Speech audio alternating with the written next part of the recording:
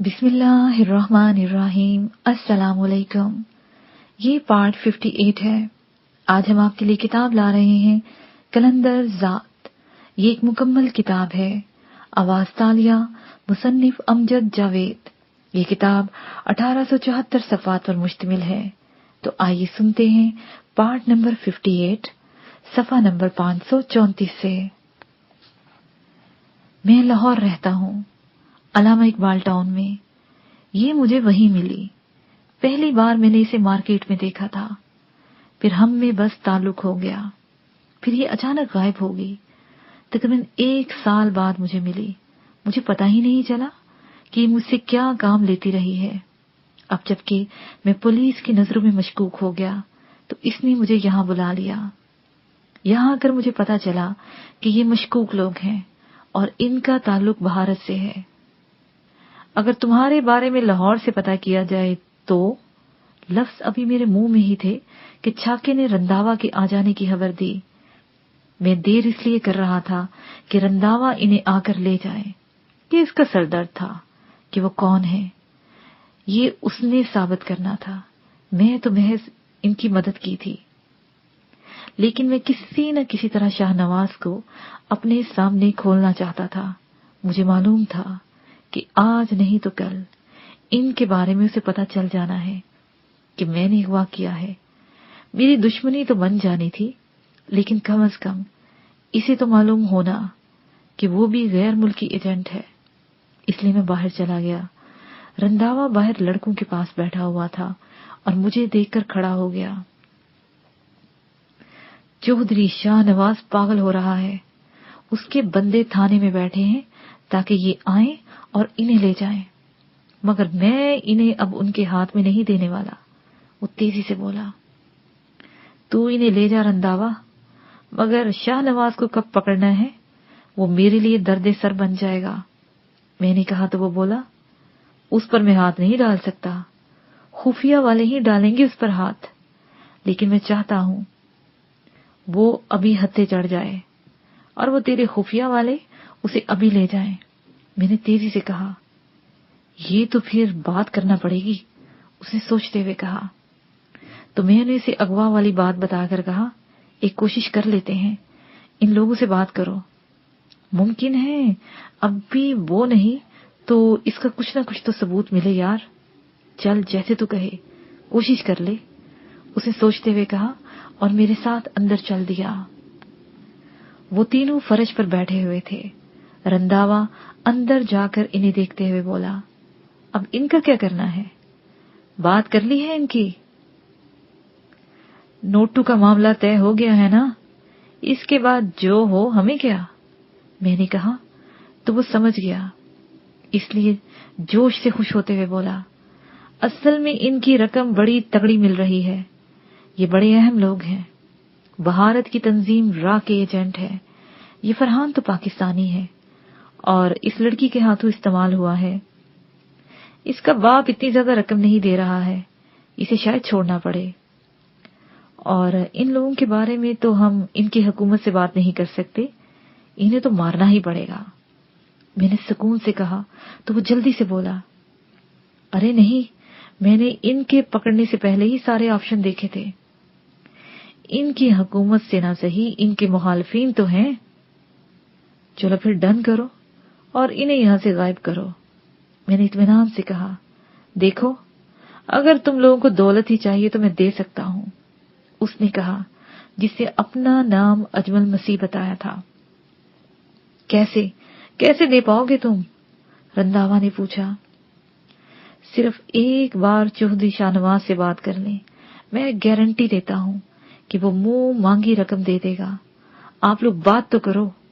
उसने उलझते हुए लहजे में कहा तो मैं बोला, तुमने अपने बारे में दुरुस्त नहीं बताया तो मैं कैसे मान लूं कि तुम्हारा यह शाहनवाज का क्या एतबार? अब जानने की जरूरत भी नहीं है, मुझे सिर्फ ये पता है कि उनके नोट मिल रहे हैं। मैं अभी इन्हें ले जाता हूं। रंधावे ने कहा, देखो एक बार मेरी बात करा दो। लड़की ने कहा तो मैंने एकदम से कहा, चलो तेरी बात मानते हैं, करते हैं फोन। मेरे यूं कहने पर उनके चेहरों पर एकदम से रौनक आ गई। मुझे ऐसी बात करने का तजर्बा था। मैंने उसका नंबर पूछा और बाहर आकर रोही में फोन मिलाकर उन्हें नंबर दे दिया। चंद मिनटों के अंदर राब्ता हो गया। मैंने अपनी आवाज बदलते हुए कहा, तेरे डेरे से जो लोग अगवा हुए हैं वो मेरे पास हैं। तू जो कोई भी है, वो लोग जिंदा रहें या मर जाएं, लेकिन तू जिंदा नहीं रहेगा।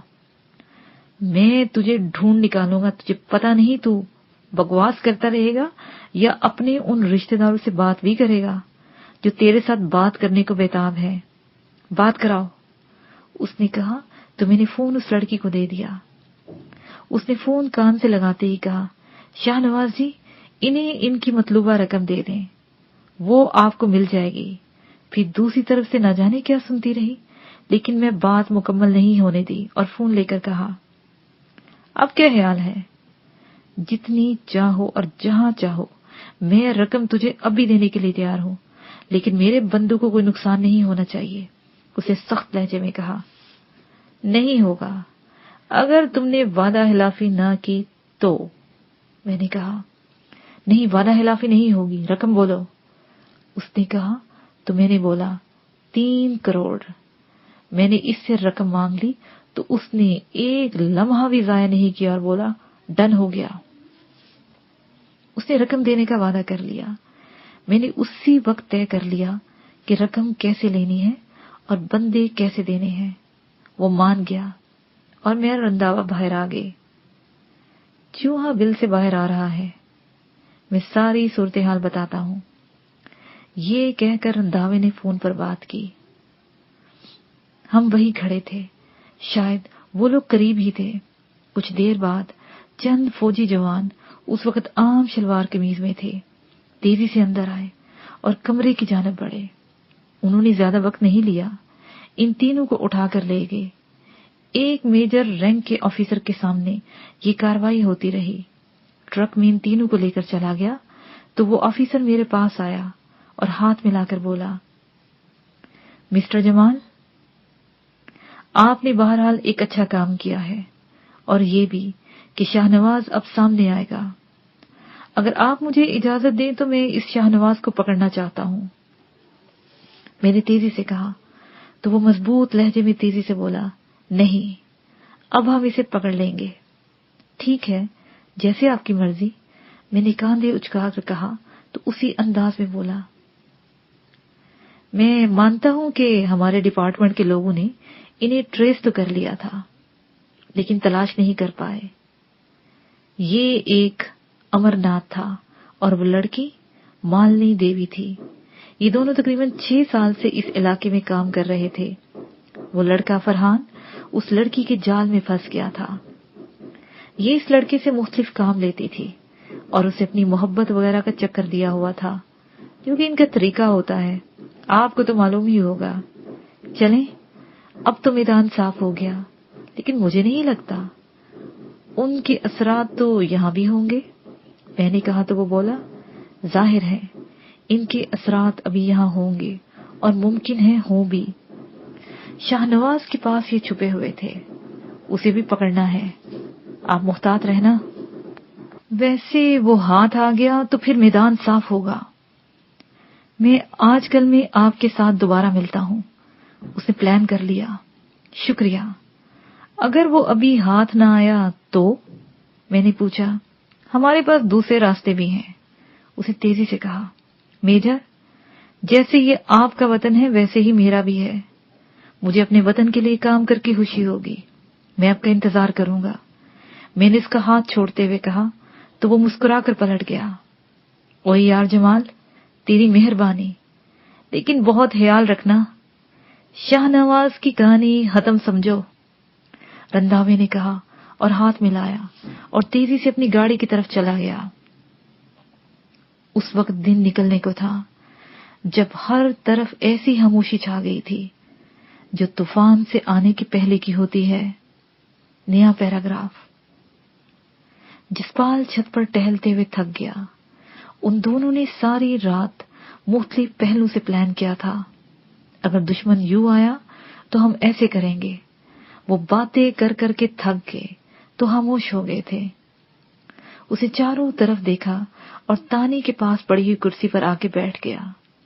तभी तानी ने रिस्ट वॉच देखते हुए कहा, नींद से बोझल और भारी आवाज में, लगता है ये रात सुकून से गुजर जाएगी। अच्छा है सुकून से गुजर जाए। सारा बेचारी न जाने कब से सुकून की नींद नहीं सोई। आज वो भी सुकून ही से सो रही है। जसपाल ने धीमे से लहजे में कहा तो तानी हंसते हुए बोली, उसने तुम्हें नींद में जाकर बताया कि अब मैं सुकून से सो रही हूँ? नहीं, अभी कुछ देर पहले मेरी शाहिद से बात हुई है। वो जाग रहा है। अपनों को बचाने और उनकी हिफाजत का खौफ इंसान को बेचैन रखता है। कितने दिनों बाद उसे अपना बेटा देखना नसीब हुआ है, बाप मिला है। कभी कभी आसूदगी भी इंसान को बेचैन कर देती है। जसपाल ने हसरत अमीद लहजे में कहा तो तानी उठते हुए बोली, जसपाल, तुम ये मोटी मोटी बातें कब से करने लगे हो? रोही में तो तुम ऐसे नहीं थे। बड़े लाओबाली और गैर संजीदा किस्म के बंदे थे ना। वक्त वक्त की बात है प्यारी। ये कहते हुए वो भी मुस्कुराकर उठ गया। दोनों फिर से टहलने लगे। अचानक तानी की निगाह दूर अंधेरे में उन कारों पर जम गई जो उनके बंगले से जरा फासले पर एकदम से रुक गई थी। उनमें काफी सारे लोग बाहर निकल आए थे। उसने जसपाल की जानिब देखा तो वो भी उसी तरफ देख रहा था। फौरन शाहिद को फोन करके बता दो, मैं सिक्योरिटी वालों को अलर्ट करता हूँ। ये कहते हुए उसने अपना फोन निकाला और नंबर पुश कर दिए। शाहिद समझता था कि उसे अच्छे से पता था कि ऐसे वक्त में उसे क्या करना है। वो 4 कारें थीं जिनमें से लगभग 15-16 आदमी निकल आए थे। उन्होंने आहिस्ता आहिस्ता बंगले को घेरना शुरू कर दिया। जसपाल उनके तरीके को समझ गया था। तानी ने शाहिद को बताया था सिक्योरिटी वाले अलर्ट हो गए थे। उनमें से कुछ लोग बंगले के पीछे आ गए थे। लग रहा था कि एकदम से चारों तरफ से हमला करेंगे। ये बहुत खतरनाक सूरत हाल थी। वो 2 तरफ से तो मुकाबला कर सकते थे, चारों तरफ से नहीं। उनमें से चंद बंदे भी अंदर दाखिल होने में कामयाब हो गए तो शायद उनका मुकाबला नहीं कर पाएगा। और सुकून से सोती हुई सारा के साथ न जाने क्या हो। यही सोचते हुए जसपाल एकदम से बेचैन हो गया। उसके बदन में सनसनी फैल गई थी। बाहर से आए हुए हमलावर इन्हें हार पहनाने नहीं आए थे। जो भी इनके रास्ते में आता उसे जान से मार देना ही इनका मकसद था। तानी भागकर बंगले के पिछवाड़े को देख रही थी। वो लोग तेजी से फैलकर बाहर खड़े थे। तानी बेआवाज कदमों से भागती हुई वापस आई और सूरत हाल बताकर बोली, सिक्योरिटी वाले महज 4 लोग हैं या 5, वो भी गेट पर। अब क्या किया जाए? इनकी जान ले लेंगे या अपनी जान दे देंगे, बस इतना ही होगा। तुम बुलेट जाया मत करना। समझ लेना जमाल तुम्हारा इम्तिहान ले रहा है। जो उसने सिखाया है उसे जाया मत करना तानी। जसपाल के लहजे में दरिंदगी अवध कराई थी। लफ्ज उसके मुंह में ही थे कि दाएं जाने वाली दीवार से एक शख्स कूद कर अंदर आ गया। जसपाल ने अपनी गन सीधी की और फायर दाग दिया। अगले ही लम्हे एक चीख फजा में बुलंद हुई और बाहर हलचल मच गई। उसके साथ ही तेज फायरिंग से माहौल गूंज उठा। हर तरफ से गोलियां बरसना शुरू हो गई थी। जसपाल और तानी छोटी दीवार की आड़ में निशाना लगाते और आगे बढ़ जाते। कुछ ही मिनटों बाद काफी सारे लोग गिर चुके थे। माहौल पर एकदम से सकूत तारी हो गया। इस दौरान जसपाल का फोन बज उठा। वो कोई अजनबी कॉल थी। जसपाल ने फोन रिसीव कर लिया तो दूसरी तरफ से तेजी में कहा गया, जसपाल घबराना नहीं, हम तुम्हारी मदद को पहुंच रहे हैं। हमसे पहले कुछ लोग आएंगे। वो बाहर मौजूद लोगों को मदद को पहुंच रहे हैं।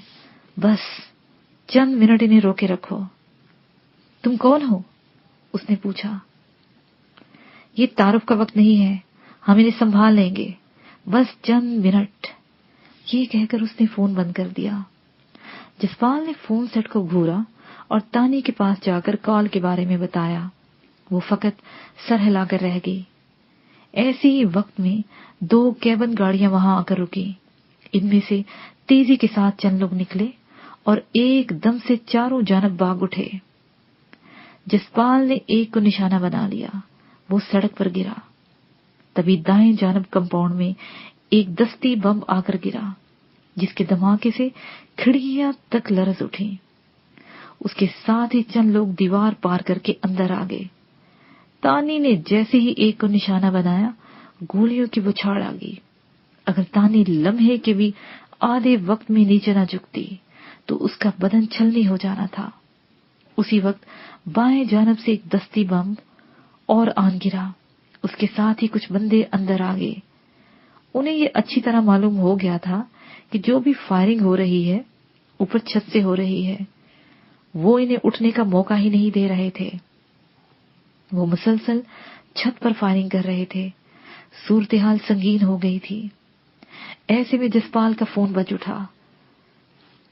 اس نے کال پک کی تو دوسری طرف وہی تھا۔ حوصلہ رکھنا، میں پہنچ گیا ہوں۔ اس کے ساتھ ہی فون بند ہو گیا۔ اس وقت تانی جسپال کے قریب آ گئی اور اونچی آواز میں بولی، سارا اور شاہد کا کچھ پتا ہے؟ وہاں کیا صورتحال ہے؟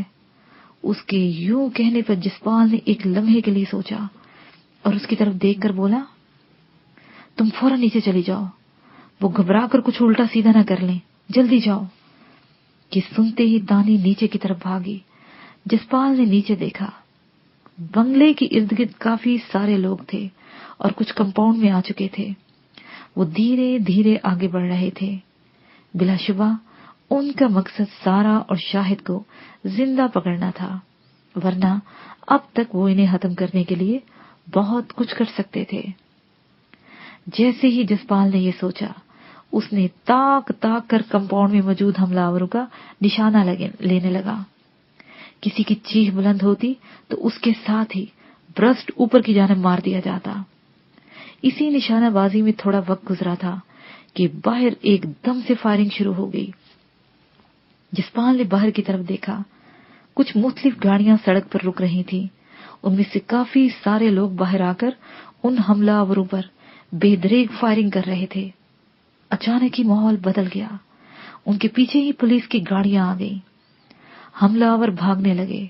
جو بچے تھے ان کی پکڑ دکڑ شروع ہو گئی۔ جسپال تیزی سے نیچے آیا۔ زخمیوں کے لیے ایمبولینس آ چکی تھی۔ سارا، شاہد، اس کا بیٹا مراد اور باپ ایک کمرے میں تھے اور ان کے پاس تانی موجود تھی۔ جسپال باہر کمپاؤنڈ میں آ گیا تو ایک لمبا تڑنگا نوجوان، جس کے بال کافی لمبے اور سیاہ تھے، گھنی داڑھی، بھاری مونچھیں اور کسرتی بدن کا مالک، وہ نوجوان اپنی بڑی بڑی آنکھوں سے اسے ہی دیکھ رہا تھا۔ اس نے اپنے پتلے پتلے گلابی ہونٹوں پر مسکراہٹ لا کر کہا، تم جسپال ہو نا؟ ہاں، اور تم؟ اس نے پوچھا۔ ابھی میں نے ہی فون کیا تھا تمہیں، بدر نام ہے میرا۔ یہ کہتے ہوئے اس نے اپنا ہاتھ بڑھایا تو جسپال نے اس کا ہاتھ تھام لیا۔ کون ہو تم؟ اور یہ حملہ آور کون؟ جسپال نے پوچھنا چاہا تو وہ بات کاٹ کر بولا، سب کچھ معلوم ہو جاتا ہے، آؤ۔ یہ کہہ کر وہ بنگلے کے پیچھے چلا گیا۔ وہاں 3 بندے پکڑے ہوئے تھے۔ ان کے پاس چند لوگ گنے لیے کھڑے تھے۔ انہیں دیکھ کر بدر نے جسپال سے کہا، باقی سب کو پولیس لے گئی ہے، زخمی ہسپتال میں ہوں گے اور باقی حوالات میں۔ یہ بچے ہیں، ان سے ساری بات پوچھتے ہیں۔ یہ کہتے ہوئے وہ ان کے قریب چلے گئے۔ گنوں والے 2 قدم پیچھے ہٹ گئے۔ بدر نے جاتے ہی ایک بندے کی پسلی میں ٹھوکر مارتے ہوئے کہا، اب شروع ہو جا میرے لال، کس نے بھیجا ہے تم لوگوں کو؟ زمین پر پڑا ہوا وہ شخص کرا کر رہ گیا، مگر زبان سے کچھ نہیں بولا۔ چند لمحے انتظار کے بعد جب وہ نہیں بولا تو گن لیے ہوئے شخص نے کہا، میں جانتا ہوں جی یہ بندے کون ہیں اور کس کے بندے ہیں۔ کیا یہ نہیں بتائے گا؟ بدر نے پوچھا۔ اسے کچھ دیر لگے گی، گن والے شخص نے ہنستے ہوئے کہا، تو بدر نے کہا کون لوگ ہیں یہ اصغر ڈکیت کے لوگ ہیں اور مہرل شاہ کے لیے کام کرتے ہیں۔ یہ سن کر بدر نے زمین پر پڑے ہوئے ایک بندے کو اٹھا کر پوچھا کیوں بھائی، یہ درست کہہ رہا ہے یا غلط اطلاع دے رہا ہے؟ اس نے مسکراتے ہوئے کہا تو وہ پھر بھی خاموش رہا۔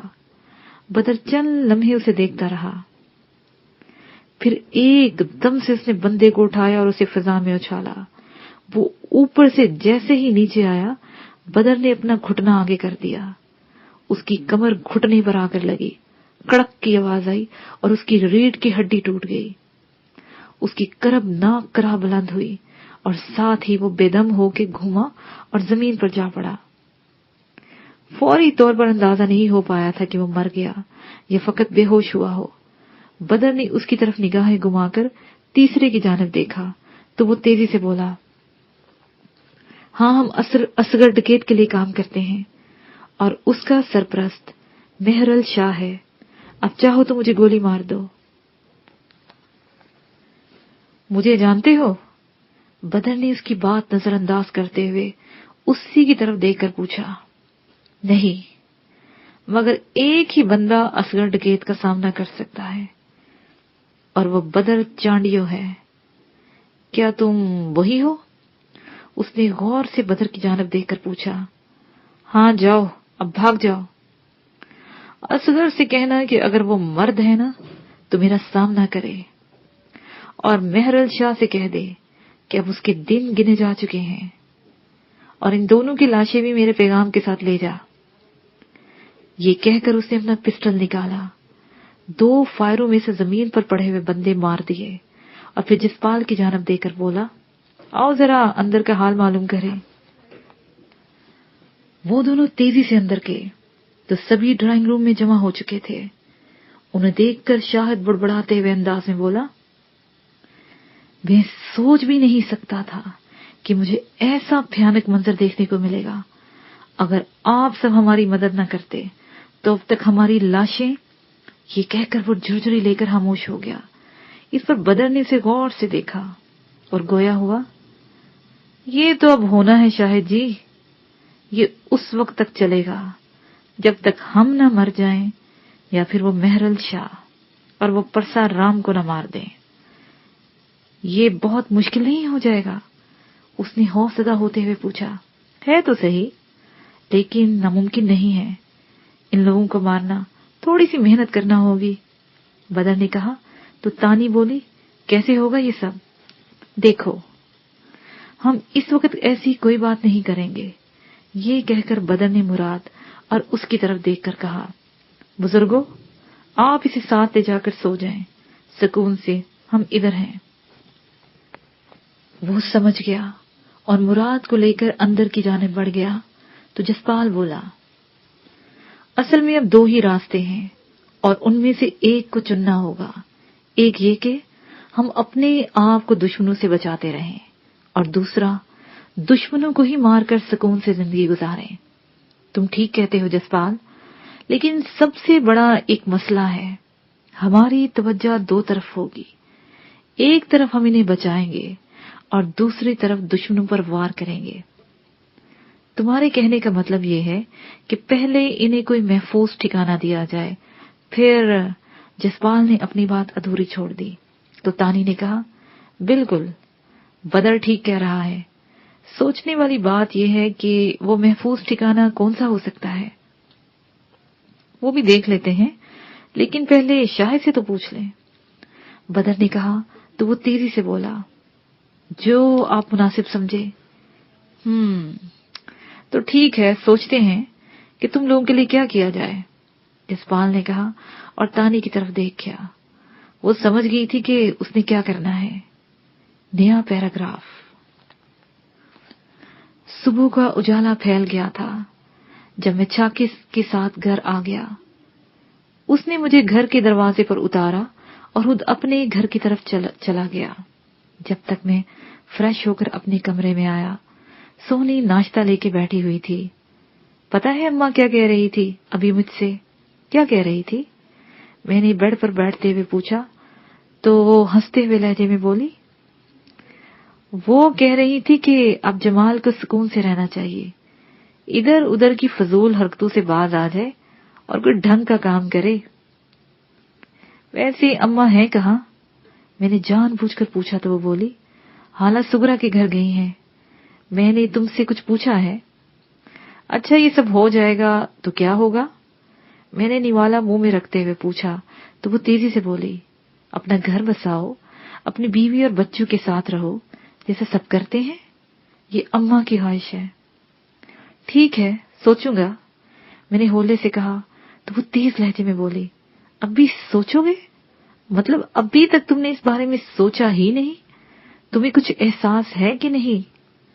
تم چائے تو بنا کر نہیں لائی ہو، اس کا احساس ہے تمہیں؟ جاؤ لے کر آؤ، پھر میں بتاتا ہوں۔ میں نے اس کی بات سنی انسنی کرتے ہوئے کہا تو غصے سے اٹھ کر وہ باہر چلی گئی۔ جب تک میں نے سکون سے ناشتہ نہیں کر لیا تب تک وہ واپس نہیں آئی۔ پھر جب آئی تو چائے تپائی پر رکھ کر پلٹنے لگی تو میں نے اسے کلائی سے پکڑ لیا۔ وہ رک گئی تو میں نے ہلکا سا جھٹکا دیا، وہ کٹی ہوئی شاخ کی مانند بیڈ پر آ گری۔ میں نے اسے اپنے ساتھ لگاتے ہوئے کہا، سونی میں جانتا ہوں کہ تو کیا سوچ رہی ہے، اور تمہیں بھی پتا ہے کہ ہم اس وقت کتنی بڑی دشمنی میں گھرے ہوئے ہیں۔ ایسے وقت میں گھر بسانا اور اپنی بیوی اور گھر کی دیکھ بھال کرنا کتنا مشکل ہے۔ یہ گھر، بیوی اور بچے یہ کمزوری بن جاتے ہیں۔ میں اور کچھ نہیں چاہتی، بس تمہارا نام چاہتی ہوں، مجھے کوئی خواہش بالکل نہیں ہے۔ وہ بھیگے ہوئے لہجے میں بولی تو میں نے اس کے بال سہلاتے ہوئے بولا، کیا تم یہ سمجھتی ہو کہ ہماری دشمنی ختم ہو گئی ہے؟ نہیں، لیکن کب تک؟ یہ کب تک چلے گی؟ میں اکتا گئی ہوں۔